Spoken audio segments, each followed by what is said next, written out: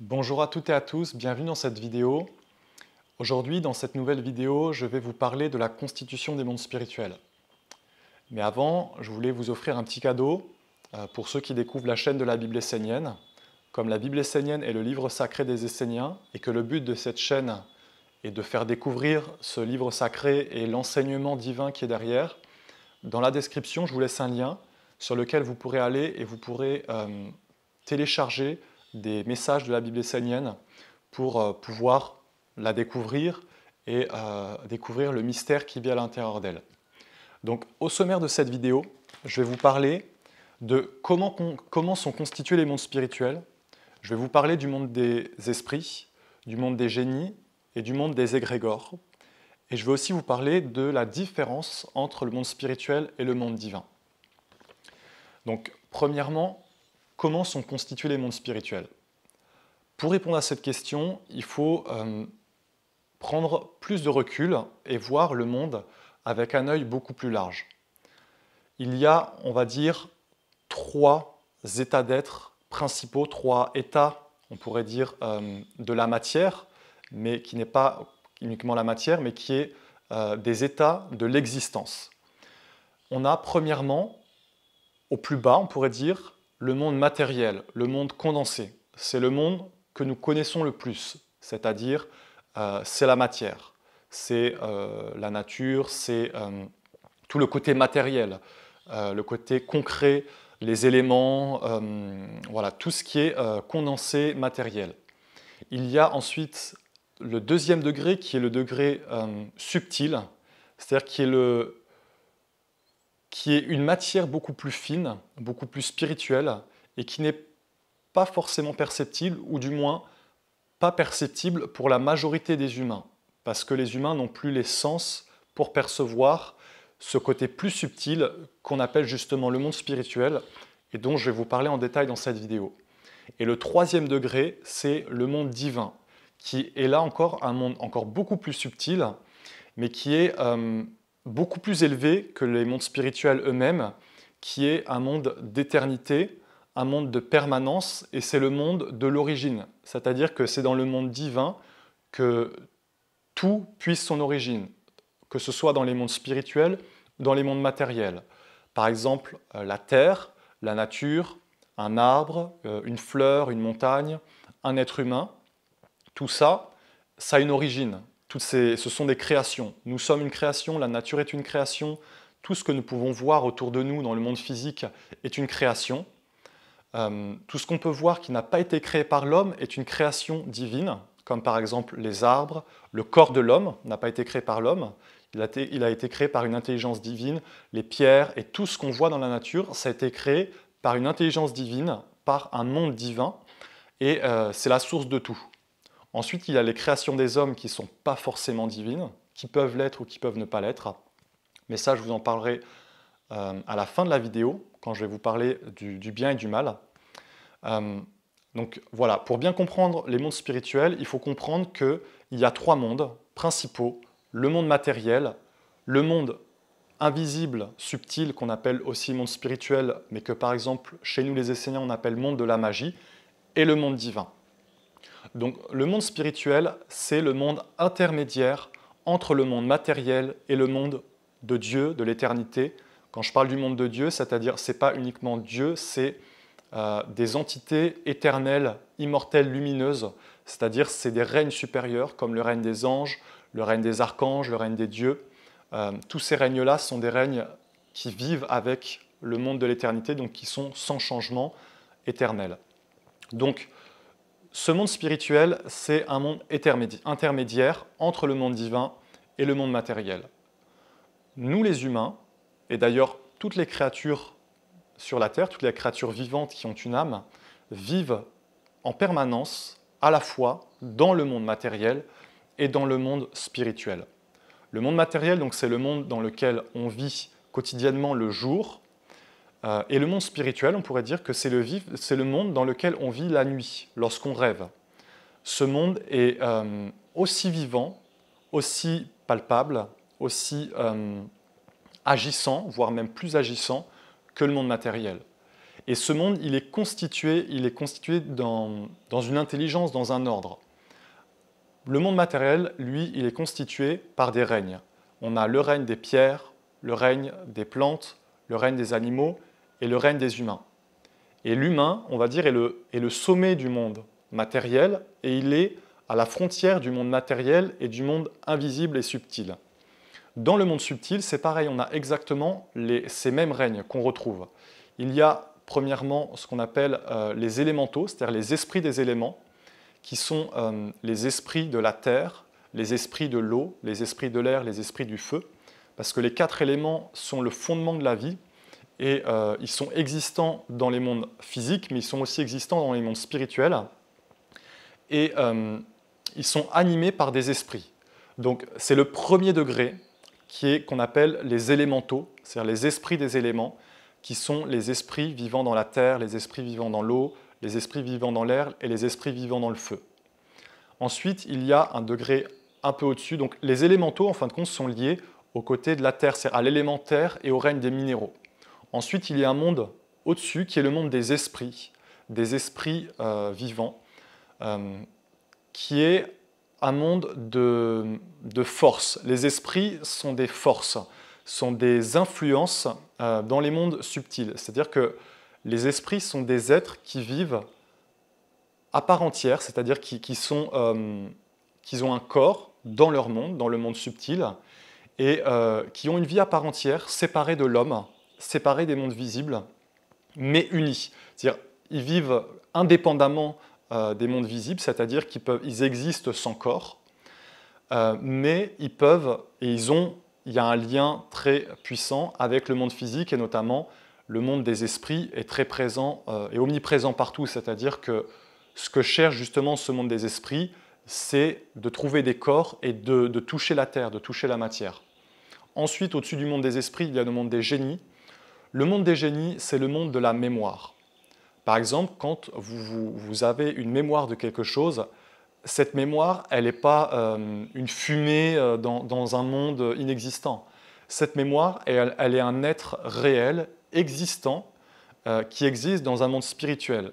Et cette mémoire, on l'appelle, dans la tradition ésotérique, un génie. C'est pour ça qu'on dit qu'il y a eu des génies, comme par exemple Mozart. On a dit que Mozart, c'était un grand génie de la musique. Pourquoi on a dit que c'était un génie de la musique? Tout simplement parce qu'il portait une mémoire. Il portait une mémoire d'une lignée de musiciens et d'un monde de musique qui s'est incarné à travers Mozart. Mozart était juste un instrument d'un génie de la musique. Il y a eu d'autres génies sur la Terre, il y en a eu nombreux, des génies du bien, des génies du mal. On peut penser par exemple à Tesla, qui était un génie du mal, qui a apporté tout un monde, qui a apporté le monde de la technologie qu'on connaît aujourd'hui, Tesla avait accès à une mémoire qui venait d'une ancienne civilisation et perdue, oubliée, la civilisation des Atlantes, et qui a ramené la technologie de ces civilisations jusque dans notre ère moderne. Donc Tesla est arrivé à un moment particulier de l'existence humaine, où en fin de compte, il y avait des forces et des influences qui voulaient cette technologie, et Tesla était un génie, était une mémoire qui s'est incarnée et qui a permis donc à ce génie de toucher la Terre. Parce qu'il faut comprendre que ce que veulent les mondes spirituels, c'est utiliser les hommes pour des buts et pour entrer dans l'existence terrestre. Le but de tout esprit, de tout génie et de tout égrégore, c'est d'avoir un corps et de toucher la Terre. Donc au-dessus de ce monde des génies, qui est le monde de la mémoire, on a les égrégores. Les égrégores, c'est le sommet du monde spirituel. Et égrégore, c'est dans le mot, la signification dans le mot, ça veut dire un agrégat. Par exemple, la politique, par exemple, est un égrégore. Le football est un égrégore. Une star du cinéma, par exemple, comme imaginons Tom Cruise ou Brad Pitt, c'est un égrégore. Un égrégore, c'est un assemblage de pensées de pensées, d'esprit et de mémoire qui sont en affinité et qui, unis ensemble, forment une intelligence collective. Donc un égrégore, c'est une intelligence collective, et notamment, c'est les intelligences collectives des peuples et des grands des grands courants. Par exemple, aujourd'hui, je vais vous donner des exemples pour que ce soit très très concret. Il y a beaucoup de grands courants, comme par exemple, l'exemple du football est assez frappant parce que le football, il y a des millions et des millions de personnes, des centaines de millions de personnes qui ne vivent que pour le football. Et toutes ces personnes qui pensent, qui regardent et qui même font et qui sont comme concentrées sur cette activité du football qui est comme quelque part une sorte de religion en fin de compte, eh ben, cela forme un égrégore parce que le pouvoir de l'homme, c'est de créer des forces spirituelles. Et quand ces forces spirituelles sont créées, elles se mettent en affinité. Et quand par exemple 20 000 ou 50 000 personnes vont se réunir dans un stade de football pour regarder un match, elles vont être tous dans la même pensée, elles vont être tous dans les mêmes chants, dans la même atmosphère, elles vont être dans le même égrégore. Elles vont être unies par la magie, par une intelligence collective qui va les unir. Et des égrégores, il y en a partout, à partir du moment où les êtres s'assemblent et créent des intelligences collectives. Alors, maintenant, je vous ai expliqué le monde spirituel, sa constitution, et j'aimerais vous expliquer qu'il y a comme deux parties. Il y a un monde spirituel qui est naturel, c'est-à-dire qui vient de la nature. Par exemple, il y a les esprits des arbres, il y a les génies des arbres, les égrégores des arbres. Par exemple, au Québec, il y a l'érable. Eh bien, l'érable, dans les érables, il y a des esprits, il y a des mémoires, et il y a un égrégore de l'érable.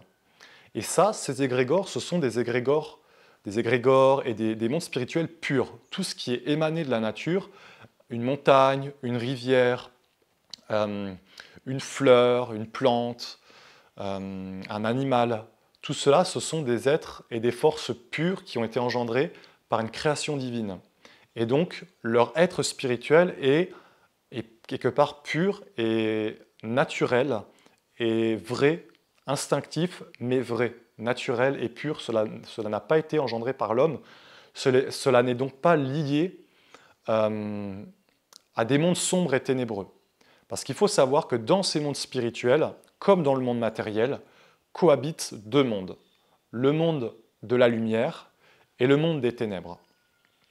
Donc c'est important parce que beaucoup de chercheurs sur le chemin de la spiritualité, sur le chemin de l'éveil intérieur, vont penser que dans le monde spirituel, il n'y a que le positif, il n'y a que le lumineux et que le divin. Je suis désolé de vous apprendre que c'est totalement faux et que quelqu'un qui va vers les mondes spirituels en pensant ça, il est en grave danger. Parce que les mondes spirituels, c'est exactement comme la jungle. Il y a énormément de bêtes féroces, il y a énormément de forces et d'intelligences sombres, ténébreuses, usurpatrices, qui vont chercher à prendre l'homme, à l'utiliser. Bien souvent vont lui mentir, vont utiliser les apparences, vont faire croire des choses qui ne sont pas, ou alors vont se revêtir d'apparences fausses pour tout simplement avoir le pouvoir sur l'homme et l'utiliser.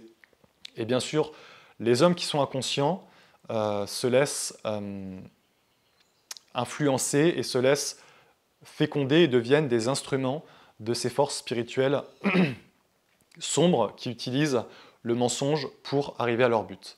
Donc, maintenant, j'aimerais vous parler de la différence entre le monde spirituel et le monde divin. Parce que beaucoup de personnes associent le monde spirituel et le monde divin en disant que c'est qu'un seul et même monde. Mais non. D'ailleurs, dans l'explication que je vous ai faite, je vous ai bien expliqué qu'il y a vraiment trois mondes. Le monde matériel, le monde spirituel et le monde divin. Pourquoi les gens l'associent? Tout simplement parce que ces deux mondes sont invisibles à l'œil de l'homme, à l'œil humain actuel, moderne. Parce qu'il faut savoir qu'il y a des anciennes humanités, c'est-à-dire que l'humanité est beaucoup plus ancienne que ce qu'on peut imaginer, et qu'il y a notamment une ancienne humanité qui a disparu. On parle du grand déluge dans la Bible. Eh bien, ce grand déluge, avant ce grand déluge, il y avait une ancienne humanité qui vivait. Et par exemple, dans cette humanité, les humains de cette époque étaient plus conscients du monde spirituel et vivaient beaucoup plus dans le monde spirituel que dans le monde matériel et dans leur corps. Donc c'est pour vous expliquer justement pourquoi on ne connaît plus ces choses. Et d'ailleurs, une des causes pour laquelle aujourd'hui on ne connaît presque plus les mondes spirituels, une des causes pour laquelle on n'a plus la mémoire de nos rêves, de nos petites enfances ou de nos anciennes incarnations, c'est parce que cette ancienne humanité a chuté et les humains ont été enfermés dans le côté matériel, de façon à ne pas mettre en péril le monde divin par les facultés créatrices qu'ils avaient à l'époque. Donc la différence entre le monde spirituel et le monde divin, elle est très simple. C'est que le monde divin est un monde d'éternité qui est l'origine et la source de tout. Le monde des dieux, c'est le monde des principes. Le monde des archanges, c'est le monde des lois. D'ailleurs, la Bible essénienne a été donnée par les archanges, et les archanges ont donné des lois. Ils ont donné les lois de l'amour, les lois de la sagesse, les lois de la bonté, les lois du bonheur, les lois éternelles, immortelles et universelles. C'est-à-dire que les lois divines, qui ont été révélées par les archanges et qui sont les archanges, sont valables dans tous les mondes. Elles sont valables dans le monde divin, elles sont valables dans les mondes spirituels, elles sont valables dans le monde matériel. Les archanges, par exemple, on pourrait dire, c'est les mathématiques. Il y en a, par exemple, qui vont parler du nombre d'or. Et ben, le nombre d'or et ces choses-là, ces structures, ces forces architecturales parfaites, tout ça, ça vient du monde divin, ça vient du monde des archanges. Ensuite, il y a le monde des anges, qui est le monde des vertus.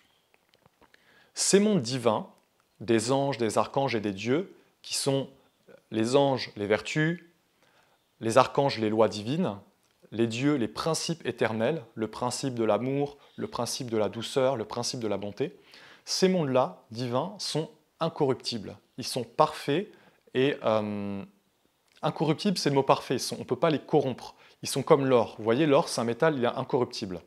La différence entre le monde divin et le monde spirituel, c'est que le monde spirituel est un monde corruptible, c'est-à-dire dans lequel il peut y avoir la corruption, dans lequel il peut y avoir le mensonge, dans lequel il peut y avoir l'esclavage, en fait dans lequel il peut exister le mal. Et c'est ça la différence.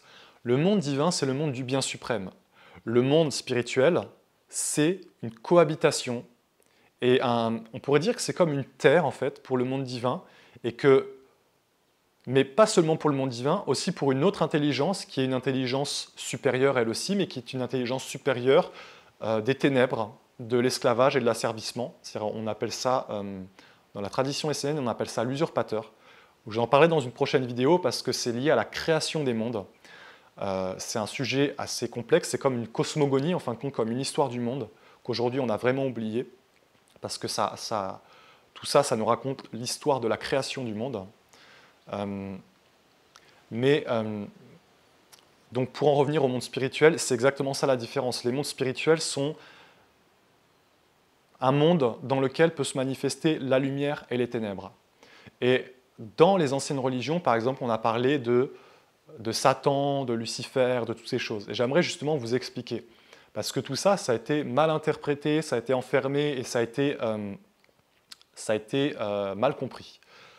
Dans la Bible, c'est écrit que Satan et Lucifer sont deux fils de Dieu. Et ce que ça voulait dire, en fin de compte, ça parlait d'un ancien savoir, d'un savoir sacré, de la tradition de la lumière, d'un savoir des initiés, qui représentait des mondes. En fin de compte, Satan représente le monde de la matière, ce qu'on appelle le matérialisme. Donc, tout ce qui est lié au monde qui vit uniquement dans la matière et que pour la matière, sans âme, sans divinité, sans éternité. Le monde de Lucifer, c'est le monde spirituel dont je vous parle, le monde des esprits, des génies et des égrégores, dans lequel peut exister le mal comme le bien, mais Lucifer, en fin de compte, a été associé au faux bien, c'est-à-dire, par exemple, au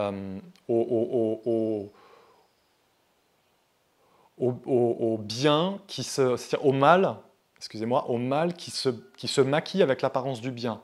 Par exemple, Lucifer, en fin de compte, c'est lié au côté idéaliste, au côté religieux des hommes, mais au côté religieux dans l'illusion. Par exemple, le matérialisme, on pourrait dire, par exemple, la technologie, c'est le matérialisme. Ou par exemple le communisme, ça c'est un exemple parfait, le communisme, tous ces gouvernements entièrement coupés des mondes invisibles, c'est l'incarnation du matérialisme et donc du satanisme. Le monde, on va dire spirituel, le spiritualisme, qui est lié à Lucifer, c'est ce qu'on pourrait dire les religions mortes. Les religions mortes et les idéalistes, les spiritualités déconnectées du monde divin. En fin de compte, c'est tout ce qui vit dans une apparence de bien, dans une apparence de lumière, mais qui est faux, parce qu'en fin de compte, qui n'est pas lié à la source éternelle et immortelle de la vie.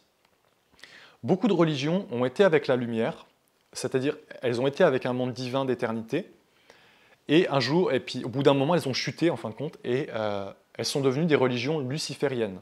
Donc le monde luciférien s'associe à ça. D'ailleurs, c'est dit dans le nom. Lucie, ça veut dire la lumière, et fer, donc c'est la lumière qui est liée au fer, donc qui est liée quand même au côté matériel, et qui est liée à la rouille. Et il y a un ancien symbole dans la Kabbale, dans les lames du tarot, en fin de compte, qui montre la roue de la fortune. Et donc ça montre une roue, je vais vous l'afficher là sur l'écran, une roue avec un être qui monte et un être qui descend. L'être qui monte, c'est le côté luciférien, l'être qui descend, c'est le côté matérialiste. Et en fin de compte, ils font tourner une roue. Et cette roue va exactement dans le même sens. Et au-dessus, il y a le sphinx qui représente le monde divin, de l'éternité, de l'immortalité. Donc voilà, c'était une vidéo assez complète, assez intense. J'espère vous avoir tout dit. Je pense que je vous ferai d'autres vidéos pour vous expliquer le côté de la création et le côté justement du mal et tout ça. Ah voilà.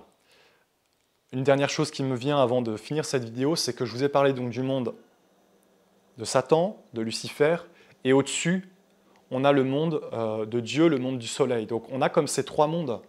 Et il faut savoir que le monde satanique comme le monde luciférien ne sont pas méchants à la base, ne sont pas mauvais. D'ailleurs, il y a beaucoup de gens qui disent que le matérialisme, par exemple, est mauvais, que le satanisme, tout ça, ça a été des concepts, en fin de compte, de mal. En réalité, il n'y a pas de mal, il n'y a aucun mal, parce que le monde qui a été créé est parfait. Le seul mal est dans le choix de l'homme. L'homme a eu un choix. Il a choisi, il a eu un choix à un moment donné de sa destinée d'être humain. Il a eu le choix de vivre soit avec les mondes supérieurs des anges, des archanges et des dieux, soit, donc c'est-à-dire de vivre entièrement dans le corps de Dieu, sans avoir réellement une existence personnelle individuelle, séparée, ou il a eu le choix d'avoir une existence séparée, et donc de tomber sous les lois de Lucifer et de Satan. Et c'est aujourd'hui ce qu'on vit. C'est-à-dire qu'aujourd'hui, l'humanité actuelle est pour une partie luciférienne et pour une autre partie sataniste, dans le sens qu'elles sont sous les lois, une partie de l'humanité sous les lois gouvernées par les lois des mondes spirituels, c'est-à-dire asservies au monde spirituel, dans des croyances religieuses, par exemple, Jésus va me sauver. Je suis désolé pour ceux que ça heurte, mais c'est une croyance spirituelle totalement fausse, déconnectée du monde divin. Et une autre partie de l'humanité va être dans le côté matérialiste, où on va se dire, voilà, la seule chose qui compte, c'est le corps, le bien-être du corps. Alors on va faire tout un monde, une technologie, tout ça pour être bien dans notre corps et pour vivre qu'avec le corps. Et l'aboutissement de ça, en fin de compte, c'est l'asservissement de l'être humain, l'ultra-technologie et l'anéantissement de l'être humain. C'est-à-dire qu'il faut savoir que le plan des intelligences sombres qui sont derrière le matérialisme, c'est de faire apparaître un monde technologique suffisamment élevé pour pouvoir remplacer les humains, c'est-à-dire pour pouvoir tous les éliminer et pour pouvoir vivre dans des machines. Donc voilà, c'est pour vous montrer un peu les intelligences qui sont derrière. Donc j'espère que cette vidéo vous a plu et qu'elle vous a éclairé. Je ferai une autre vidéo pour vous parler de la cosmogonie, de la création des mondes, parce que c'est quelque chose qui, je pense, est important et va vraiment compléter ce que je vous ai partagé aujourd'hui. Alors voilà, je vous souhaite une très belle journée et je vous dis à très bientôt dans la prochaine vidéo.